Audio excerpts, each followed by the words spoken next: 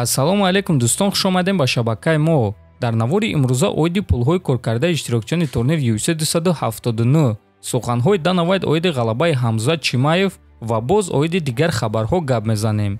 барои ҳамин дар ягон ҷо нишаста лайкро зер кунен, мо боша наворро оғоз мекунем. Дӯстон, агар ба шумо доруҳои гиёҳӣ бо сифати баланд ва нархи дастрас дар кор боша, пас мо ба шумо беҳтарин ширкат Шифофарморо тавсия медиҳем. доруҳо барои шахсони хунукзадагӣ, барои қавӣ кардани мардонагӣ, барои хароб ва фарбеҳшавӣ, ришу мӯи сарбарорӣ, равғани сиёҳдона барои ҳамаи дардҳо ва боз бисёр дигар доруҳои гиёҳии босифат. худи ҳозир ба номерҳои дар рӯи экран буда занг зада доруҳои даркории худро дастрас кунен ва ҳатман аз номи канали Паҳлавон гап занен. ҳамин гуна дӯстон, шумо ҳам доруҳои даркории худро ба даст меорен ва ҳам канали моро сахт дастгирӣ мекунен. чӣ хеле ки ҳамамон медонем, чанд соат пеш турнири UFC 279 ба анҷом расид, ки муҳорибаи асосии ин турнир муҳориба дар вазни нимёна байни ду легендаи UFC Нейт Диаз ва Тони Фергюсон шуд ва дар ин муҳориба Нейт Диаз дар чорум раунд Фергюсонро маҷбур кард ки таслим шавад ва ҳамин гуна ғалаба бо тариқи усул ба даст овард. ва дӯстон, барои Тони Фергюсон ин панҷум мағлубияти пайдарҳам шуд. дӯстон, ростӣ ман муҳорибаҳои Тони Фергюсонро дӯст медорам, аммо ин муҳориба нишон дод ки ӯ пир шудааст, чунки корҳое ки ӯ одатан мекард дар ин муҳориба карда натавонист. мо ба Тони саломатӣ хоҳонем ва умедвор мешавем ки ба ҳамин Тони Фергюсон карьерашро ба анҷом мерасонад.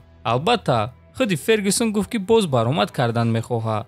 ана барои Нейт Диаз боша ин охирон муҳориба аз рӯи шартнома буд ва ӯ ба орзуи деринаи худ расид ва UFC-ро тарк мекунад.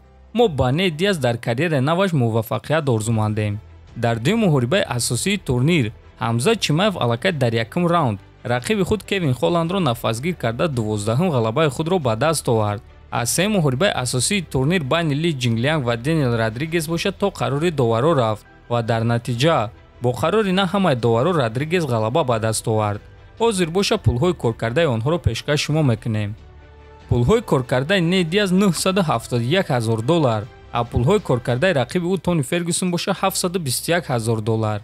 пулҳои коркардаи Ҳамзат Чимаев $206,000, а пулҳои коркардаи рақиби ӯ Кевин Холланд боша $116,000. пулҳои коркардаи Дэниел Родригес $56,000, а пулҳои коркардаи рақиби ӯ Ли Ҷинглианг боша $106,000. президенти UFC Дана Вайт оиди ғалабаи Ҳамзат Чимаев фикрашро баён кард. ма боварӣ дорам ки ягон кас аз ӯ чунин ғалаба интизор набуд.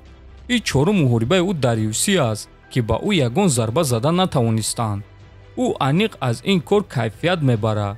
ман фикр мекунам ки ягон кас аз ӯ чунин ғалаба интизор набуд, махсусан дар муҳориба зидди Кевин Холланд ки 1 см қад дорад.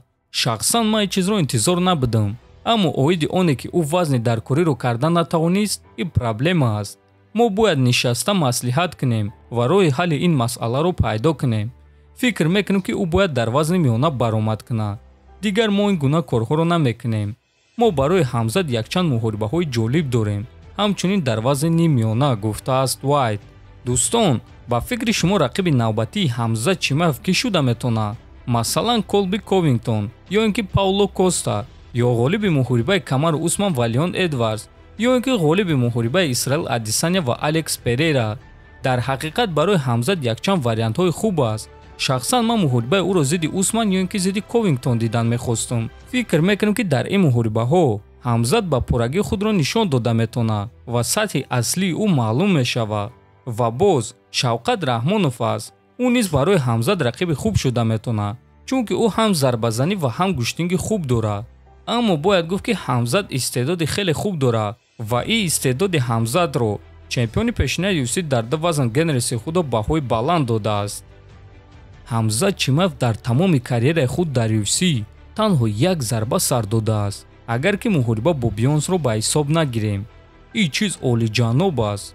гӯштингири сахт, рецепти хатарнок дар ин варзиш, гуфтааст Сехудо. дӯстон, бояд гуфт ки Ҳамзат дар UFC 5 муҳориба гузарондааст ва дар 4 муҳорибаи худ танҳо як зарба сар додааст ва ин дӯстон дар ҳақиқат ҳайратовар аст. то ҳол ягона ҷанговаре ки ба Ҳамзат проблема сохт ин Гилберт Бионс буд. дӯстон, ба фикри шахсии худи шумо ки боз ба монанди Гилберт Бионс ба Ҳамзат проблема сохта метавонад? метавонед фикратонро нависен. Ҳатман дар канали мо обуна шавен то бозид хонободу сарбаланд бошен.